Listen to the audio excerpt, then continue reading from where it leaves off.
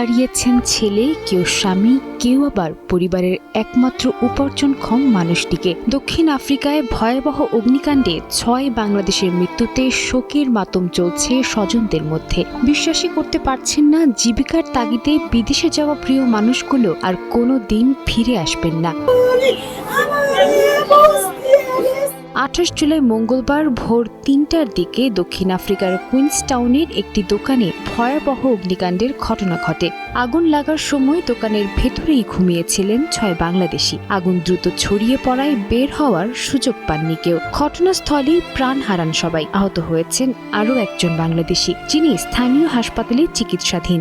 দোকানে যে লোক থাকতো আমরা সবাই দোকানে গেছে, দোকানে যাওয়ার পর সবাই খাওয়া দাওয়া শুয়েছে, এমনি দাম লেগে গেছে। আমার ছোট ভাইরা গেছে, যা দেখছে ওদের কোনো রাসের কোনো পরিকল্পনা কিছুই নাই, সব কঙ্কালে হইয়া কঙ্কালেও নিমিশ হয়েছে।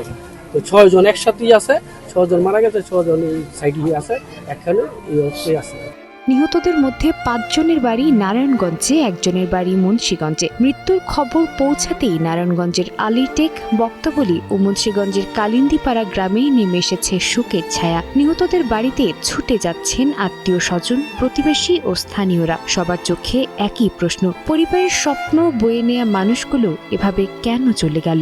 আমার ভিতরে ফেটে যাইতেছে, বুঝছেন? আমি কি বলবো, আমার বাসা নাই, আমার বাগিরা, আমার অনেক আদরের বাগিরা, এই অবস্থার মধ্যে কিছু বলার ভাষা আমার নাই। আমি কি বলবো আপনাদের কাছে? সংসারের স্বপ্ন পূরণে হাজার মাইল দূরে পাড়ি দিয়েছিলেন তারা, কিন্তু ফিরছেন নিথর দেহ হয়ে। এখন স্বজনদের একটাই অপেক্ষা, শেষবারের মতো প্রিয় মানুষগুলোর মরদেহ দেশে ফিরে আসুক।